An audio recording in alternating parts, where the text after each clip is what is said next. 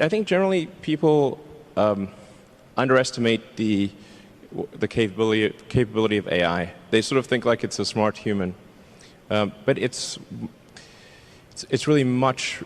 It's going to be much more than that. It'll be much smarter than the smartest human. I mean, it'll be like, can a chimpanzee really understand humans? Not really, we just seem like strange aliens. They mostly just care about other chimpanzees, and this will be how it is, more or less, in a relative. In fact, if the difference is only that small, that would be amazing. Probably it's much greater. So, the biggest mistake that I see artificial intelligence researchers making is assuming that they're intelligent. Yeah, they're not compared to AI. And so a lot of them cannot imagine something smarter than themselves, but AI will be vastly smarter, vastly. So what do you do with a situation like that? What do you do with a situation like that? I'm not sure, I hope they're nice. I mean, I have obviously some, I think in a situation where the old saying, if you can't beat them, join them. That's what Neuralink is about. Is like, can we go along for the ride with AI? I mean, I really think that there should be other companies like Neuralink, essentially to create a high bandwidth interface to the brain. Because right now we are already a cyborg. People don't realize we are already a cyborg because we are so well integrated with our phones and our computers. The phone is almost like an extension of yourself. If you forget your phone, it's like a missing limb. But the bandwidth, the communication bandwidth to the phone is very low, especially input. So, in fact, input bandwidth to computers has actually gone down because of typing with 2 thumbs as opposed to 10 fingers. There's a big reduction in bandwidth. Input bandwidth has gone up because of video and imagery. So input bandwidth is many orders of magnitude greater than output bandwidth. But at a certain point, if we'll just, assuming a benign scenario with AI, we will just be too slow. It's like if a millisecond to something, let's say a computer that has like an exaflop of, many exaflops of compute capability, a millisecond is an eternity, and to us it's nothing. So, I always think like human speech to a computer will sound like very slow tonal wheezing. It's kind of like whale sounds. Yep. Because what's our bandwidth? Like a few hundred bits per second, basically. Maybe a few kilobits per second if you're going to be generous. So, whereas a computer can easily communicate at a terabit level.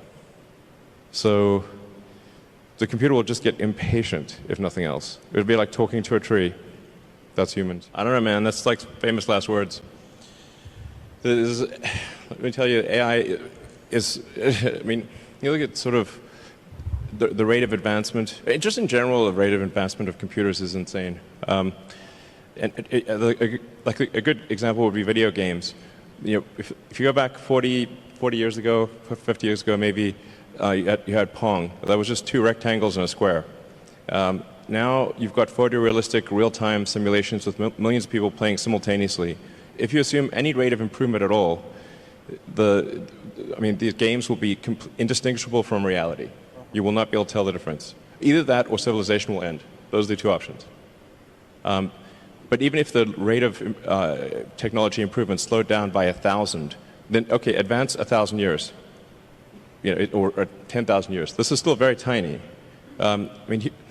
Civilization has been around for probably, arguably, I think 7,000 years or something like that. If you count it from the first time there was any writing, any recorded symbols, besides cave paintings. There's a very tiny amount of time, considering the universe is 13.8 billion years old.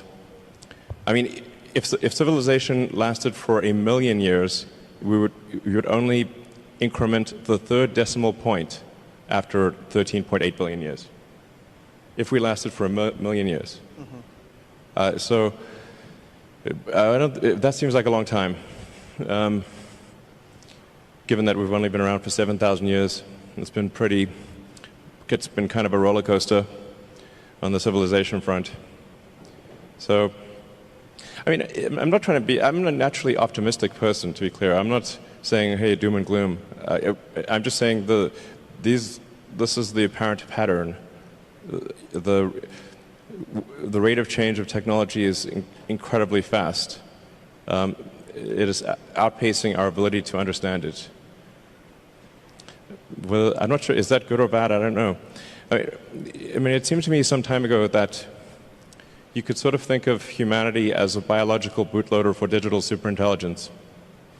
For those who know what a bootloader is, a very tiny piece of code without which the computer cannot start.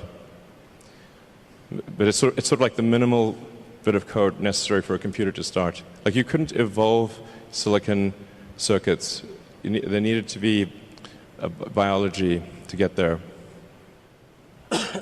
Well, I think the thing about Mars is that I think it's important for us to take the set of actions that are most likely to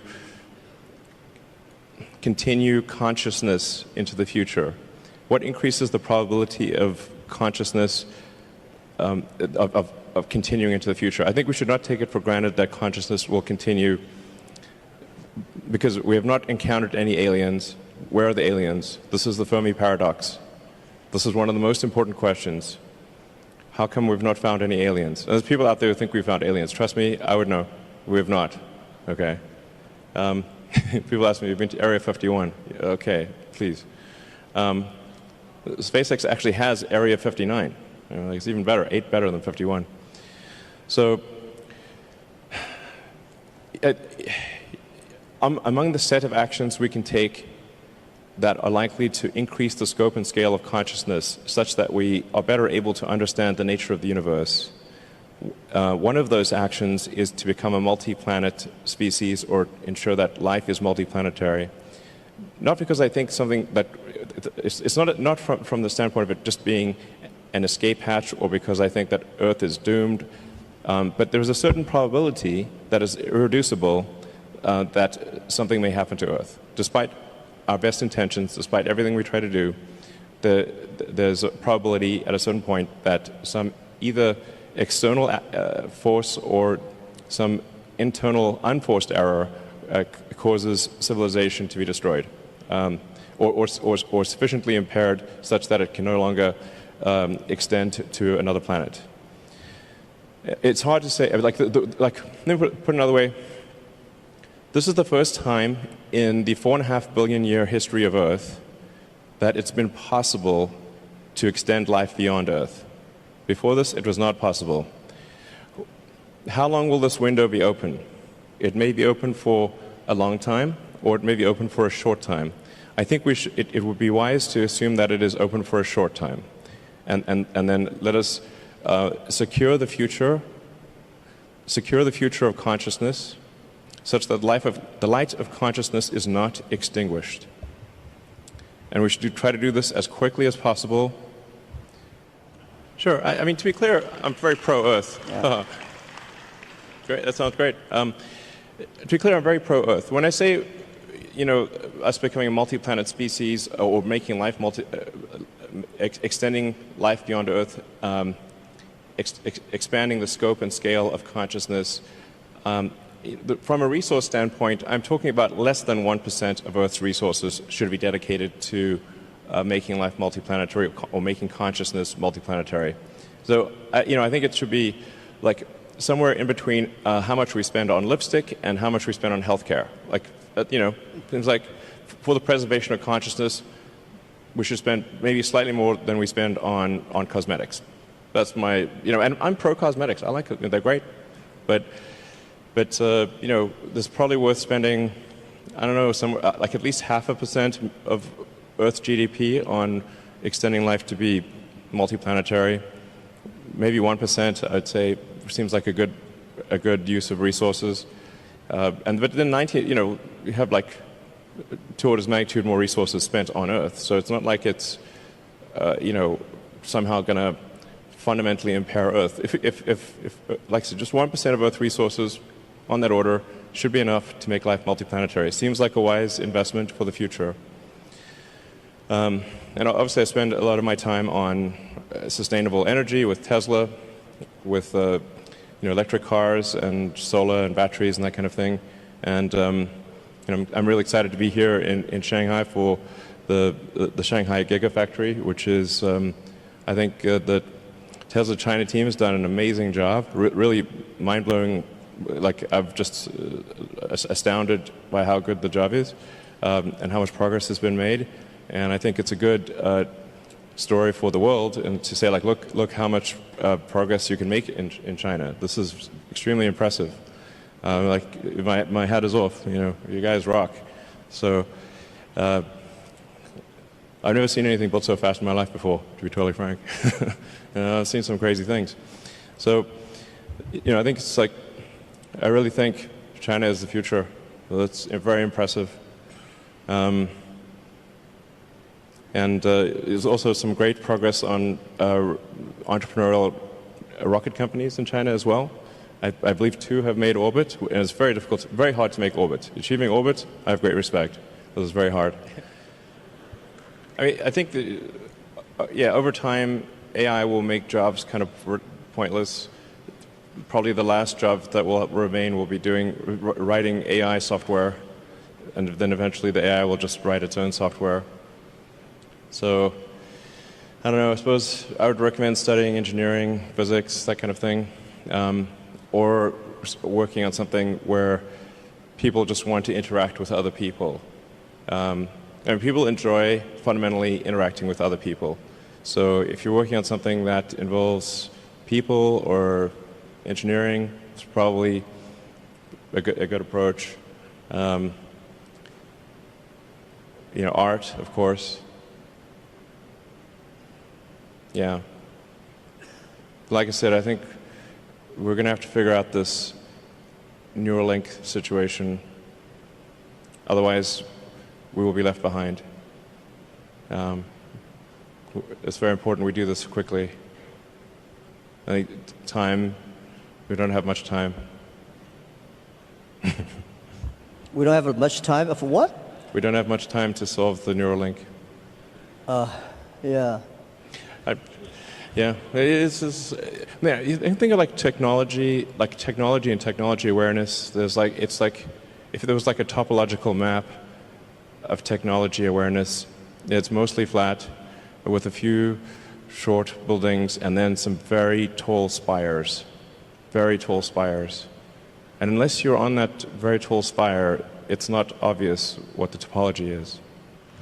I would say try to learn as much as possible that allows you to predict the future or make the future. So they're saying is the best way to predict the future is to make it. And then assess whether what you are learning is enabling you to predict the future with less error. Are you less wrong? We're always wrong to some degree. But can you reduce the error on your future predictions? I think that's the way to look at education. Of course, but it's both creative, create the future, and predict the future. So that includes art and all those other things. But close the loop on being less wrong about future. I would say that's the right way to think about education. I mean, down the road with the Neuralink, you can just upload any subject instantly. So it'll be like the Matrix. You want to fly a helicopter, no problem. Well, helicopters will fly themselves, but if you wanted to do whatever, any given skill, you just upload it instantly. I mean, the way education works right now, it's extremely low bandwidth. It's extremely slow. Lectures are the worst, really. It's like very slow.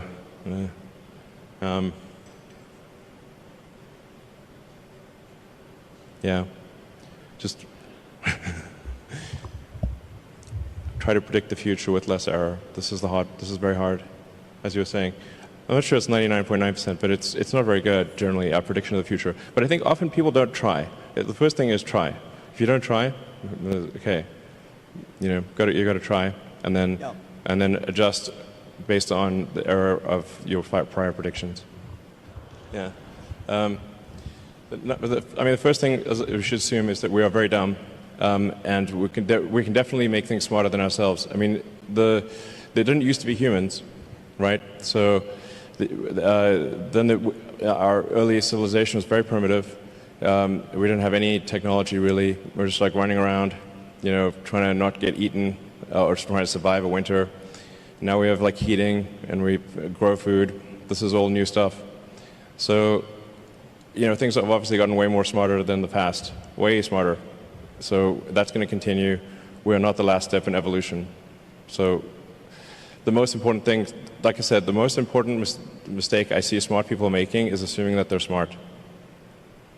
They're not. Yeah. So give me an example, what the animals or things that a human being made that is smarter than human beings? Well, computers actually are already much smarter than people on so many dimensions. We just keep moving the goalposts. So we used to think, like, for example, being good at chess was an example of a smart human. And then Kasparov was crushed by Deep Blue in '97. That was a long time ago. 22 years. I mean, right now your cell phone could crush the world champion at chess, literally. Go used to be thought of as something that humans were better at than computers. Then Lee Sedol was beaten 4-1 by AlphaZero. Then a new version of AlphaZero, I should say AlphaGo. AlphaGo beat Lee Sedol 4-1. Then there's AlphaZero. AlphaZero crushed AlphaGo 100-0.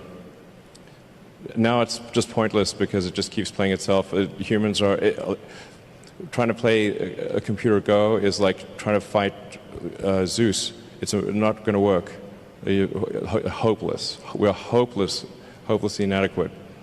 In terms of rendering, basically, there's just a smaller and smaller corner of intellectual pursuits that humans are better than computers, and that every year it gets smaller and smaller, and soon we will be far, far surpassed in every single way, guaranteed. 100%. Or civilization will end. Those are the two possibilities. Okay, well, let me tell you, like, my view on AI is essentially you can view the advancement of AI as solving things with increasing degrees of freedom. So the thing with the most degrees of freedom is reality. But AI has steadily advanced, solving things that have more and more degrees of freedom. So obviously something like checkers was very easy to solve. That we could solve with classical software, classical computing, not really all that challenging. And in fact, there is a complete solution for checkers, meaning it is literally impossible. Every version of checkers is known. And then there's chess, which also it had many more degrees of freedom than checkers, many orders of magnitude more than checkers, but still really, I would say, a low order of magnitude, low degree of freedom game. Then there's Go, which had many orders of magnitude more degrees of freedom than chess. So it's really just stepping through orders of magnitude of degrees of freedom. This is the way to, I think, view the advancement of intelligence. Yeah. And it's really going to get to the point where it just can completely simulate a person in every way possible, like many people simultaneously. In fact, I mean, obviously there's a strong argument we're in a simulation right now. It sort of reminds me of that joke of, like, if life was a video game, what would be the review? And it's like, well, the graphics are incredible. The plot is confusing. The respawn takes a long time. That's a video game. That's life. If life was a video game, respawn takes 20 years to spawn a human being and have them be fully conscious.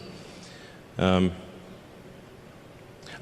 worried about the birth rate, which you alluded to earlier. Contrary to, like most people think we have like too many people on the planet, but actually this is an outdated view. This is assuming that AI is fine, assuming that there's a benevolent future with AI. I think that the biggest problem the world will face in 20 years is population collapse. Collapse. I agree. I want to emphasize this. The biggest issue in 20 years will be population collapse. Not explosion, collapse. It's very easy to see what the world will look like in 20 years because humans have a 20-year boot sequence. So like you say, okay, well, who was born last year? Okay, now you know what the world looked like in 20 years. It's that easy. I think, first of all, I think humans will solve environmental sustainability. I do not mean to suggest complacency or that we just take it easy. In fact, this is a self-fulfilling or unfulfilling prophecy. We must take immediate and dramatic action, and and continue the momentum towards environmental sustainability. And China is actually the world leader in this. In fact, I'm not sure how well it is known outside of China, just how much China is a world leader in environmental sustainability. It's extremely impressive. I mean, I think half of all the electric cars in the world were made in China last year, something like that. So, I don't mean to suggest complacency, but I do think humans can and will solve sustainability. If we can do the neural lace, then I think, or the neural link, essentially, the age will not matter that much. You can simply save your state and restore your state, like a saved game, essentially, something very close to that. I do think we can solve biological aging if we really wanted to.